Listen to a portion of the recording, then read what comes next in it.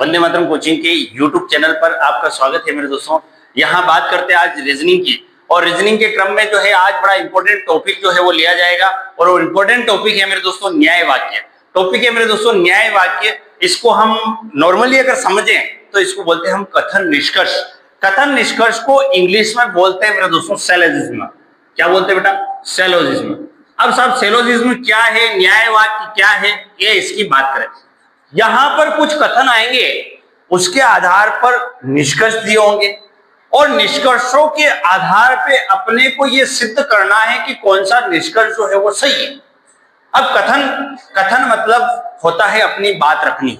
किसी भी प्रकार से बात रखी गई है, उस बात को जो है निष्कर्ष के थ्रू अपने को सही बताना, सही या गलत, क्या बात जो है गलत है और क्या बात सही है, उसको सिद्ध करना है मेरे दोस्तों।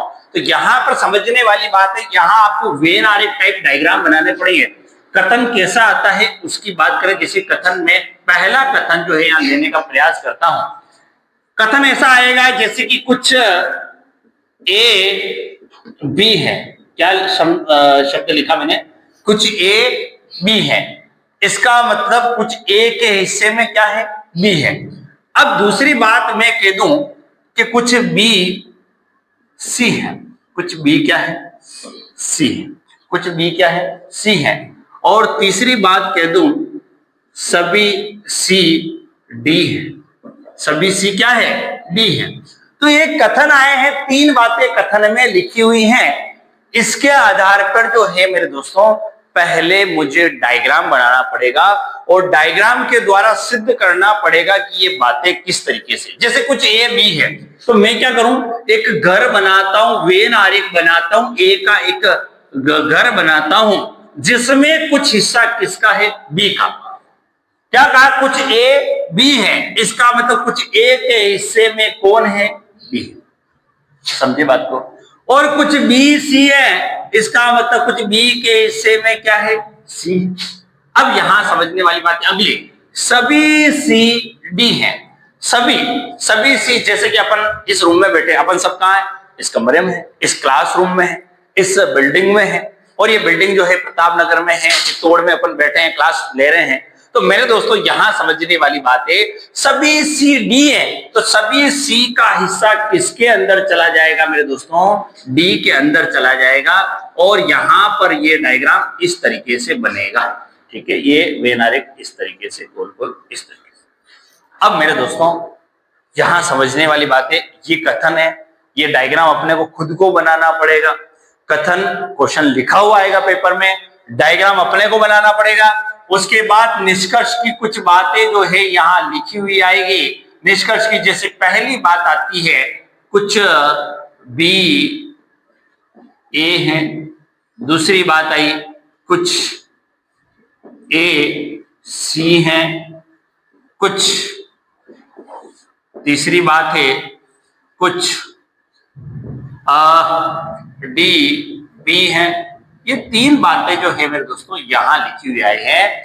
कुछ बी ए है, कुछ ए सी है, कुछ डी बी है। ये तीनों बातें जो है निष्कर्ष के द्वारा लिखी हुई हैं। अब यहां ऑप्शन भी दिया हुआ है साहब, पहला सही है, दूसरा सही है, तीनों सही है, तीनों गलत है, या ये सही है वो सही है। तो इस तरीके से ऑप्शन भी आपके पेपर में आएंगे। तो मेरे दोस्तों क्वेश्चन ये आया है, निष्कर्ष आपके लिखा हुआ आएगा। आपको तो केवल डायग्राम देख के अब निष्कर्ष को देखना है। तो कुछ बी ए है, क्या कुछ बी ए है? बिल्कुल, बी और ए का कुछ हिस्सा मिला हुआ है, इसका मतलब कुछ बी ए। अब किसी के दिमाग में ये भी आती है कि यार कुछ सर ये भी तो है, कुछ ए बी नहीं भी है। लेकिन अपने को ये नहीं सोचना है, अपने को जो है, जो दिख रहा है उस पर बात करनी है। तो यहां दिख रहा है क्या? कुछ बी ए है, तो बी का हिस्सा कुछ क्या है? ए है। बोलो समझे कि समझे? तो पहली बात हमारी सही होगी। कुछ ए सी है। अब ए का हिस्सा कुछ सी है क्या? नहीं है, दूर है, कहीं से कहीं तक नहीं दिख रहा है, इसका मतलब ये बात गलत है। बोलो समझ में आई कि नहीं बात? ये दूसरी बात गलत होगी। तीसरी बात करते हैं, कुछ डी बी है, कुछ डी बी है। अब कोई कैंसर साहब यहां तो आपने ये लिखा, उससे कोई मतलब नहीं, आपको जो निष्कर्ष है उसके आधार पर हम कुछ डी बी है। बिल्कुल, ये सी और डी का बी का जो हिस्सा मिला हुआ है ये डी के अंतर्गत भी आ रहा है। इसका मतलब कुछ ये पूरा डायग्राम जो है वो डी के अंदर है, जो बी का कुछ हिस्सा इसके अंदर आ रहा है, इसका मतलब कुछ डी बी है। इसका मतलब पहला व तीसरा सही। बोलो समझ में आया कि नहीं? उतार लो इसको। अगले कथन की बात करें मेरे दोस्तों, एक क्वेश्चन आया है, सभी जूते चप्पल है। साहब जूते चप्पल, उससे कोई लेना देना है, शब्द क्या है? जूते है, चप्पल है। आपको तो जो काम करने का है उससे लेना देना है। सभी जूते चप्पल है, तो जूते का मैं जे रख रहा हूं, है ना, जूते का जे रख दिया साहब। सभी जूते, कुछ ना कुछ तो मेरे को सिंबल देना ही पड़ेगा कि ये मेरे को जूते का डायग्राम है। अब सभी जूते जो है वो चप्पल है, तो सभी जूते किसके अंदर आ गए बेटा? चप्पल के अंदर। और सभी चप्पल टायर है, इसका मतलब सभी चप्पलें किसके अंदर आ गई? टायर के अंदर आ गई। किसके अंदर आ गई बेटा? टायर। तो एक तरीके से हम जैसे कि इस क्लासरूम में है, ये क्लासरूम जो है बिल्डिंग में, बस यही बात है। क्या समझाया इसने? सभी जूते चप्पल है, सभी चप्पल टायर है, इसका मतलब हम सब क्लास में हैं और क्लासरूम जो है इस पूरी बिल्डिंग में है। समझ में एक नई बात। लेकिन अब यहां पर निष्कर्ष की बात की गई है। निष्कर्ष क्या है? कुछ टायर जूते हैं। ये पूरा जो डायग्राम है अब वो टायर के लिए हो गया, क्योंकि ये बड़े पोर्शन में ये है। तो कुछ टायर जूते हैं, ये पूरे टायर के जो डायग्राम है उसमें कुछ हिस्सा किसने घेर रखा है? जूते। कैसे? जैसे इस बिल्डिंग में हमने कुछ हिस्सा घेर रखा है, कुछ हिस्सा घेर रखा है। बिल्कुल सही बात है, इसका मतलब पहली बात सही। बोले समझ में आएगी? दूसरी बात करते हैं, सभी जूते टायर है, सभी जूते टायर है, हम सब इस बिल्डिंग में है। बिल्कुल सही है, हम सब इस क्लासरूम में तो है, लेकिन हम सब पूरी इस बिल्डिंग में है। तो इसका मतलब ये दूसरी बात भी सही होगी। अब तीसरा कहा है, सभी टायर जूते हैं। सभी टायर जो है वो जूते हैं क्या?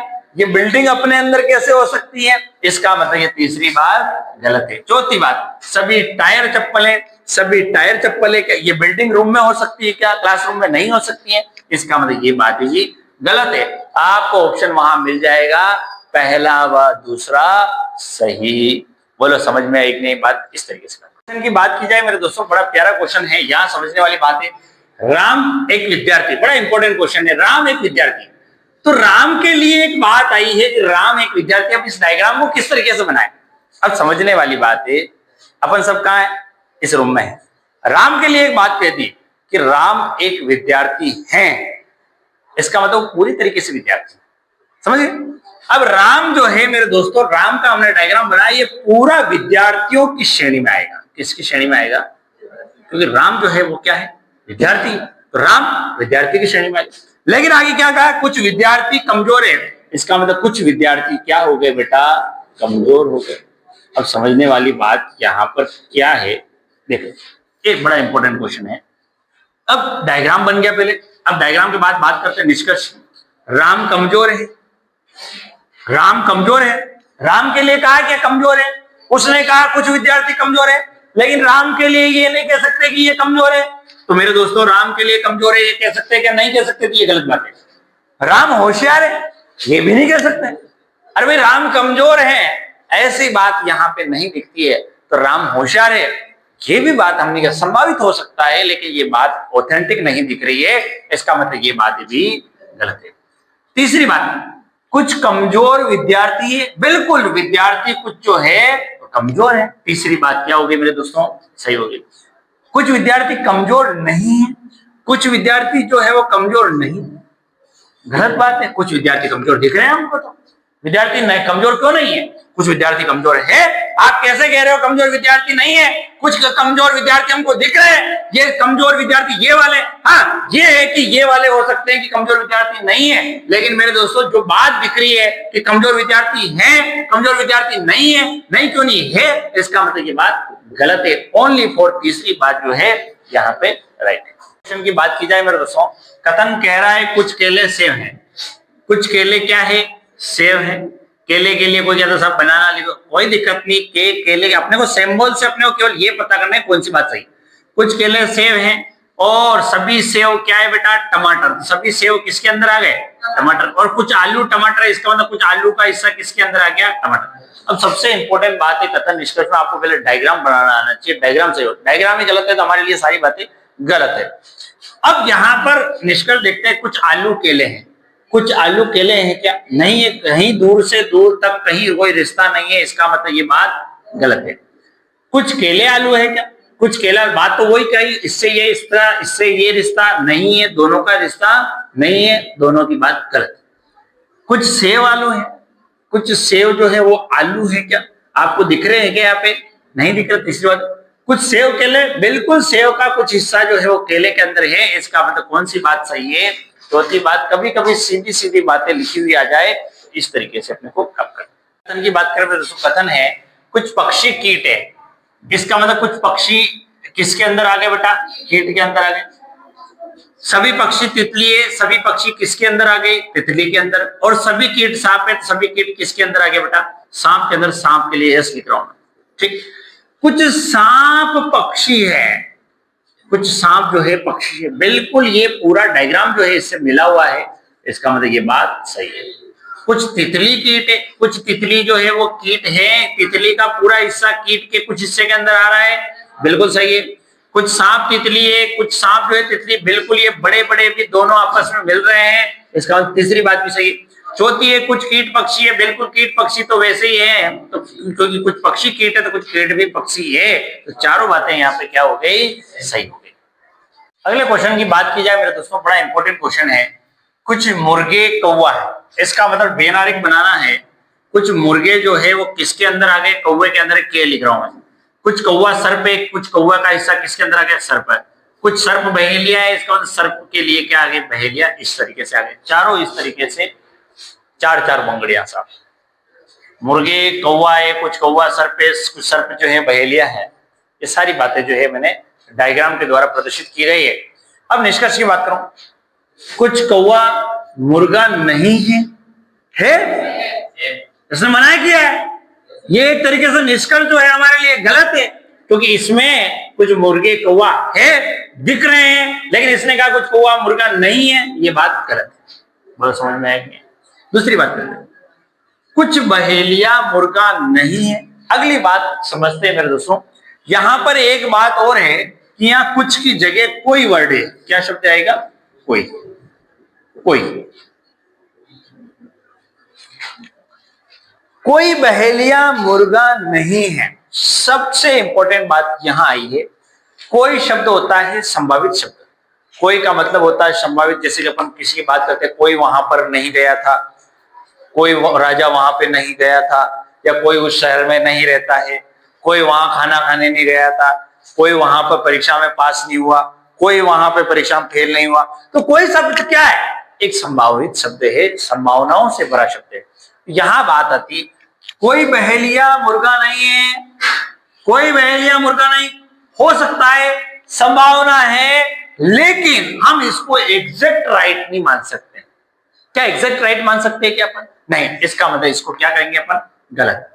अब एक और बात और आपको बताता हूं मैं, कभी भी दो बातें सेम आ जाए, जैसे कि यहां पर यह शब्द लिखा होता कोई बहेलिया मुर्गा नहीं, और एक और बात आ जाती कुछ बहेलिया मुर्गा है, तो फिर हम वहां ये कहते कि इसकी संभावना है तो उसकी भी संभावना बनती है। तो ऑप्शन में या वाला ऑप्शन आएगा। फिर कौन सा वाला आएगा? या वाला। लेकिन वो कंडीशन के आधार पे, जब दो बातें सेम है, एक में कुछ है एक में कोई है, तो दोनों के मध्य या लगता है। ऑप्शन में ये ध्यान रखना, बाकी कोई शब्द वाला जो भी आएगा उसके हमेशा क्रॉस लगेगा। बोलो समझे नहीं समझे? तीसरी बात, कुछ मुर्गे कौवा नहीं है, कुछ मुर्गे कौवा नहीं है, यही बात है, इसका मतलब ये बात भी गलत है। कुछ सर्प कौवा नहीं, कुछ सर्प कौवा नहीं, ये दिख रहे हैं, इसका मतलब ये बात भी गलत है। यहाँ पर चारों बातें जो है वो गलत सिद्ध होती हैं। इस तरीके से हमको कम करना है।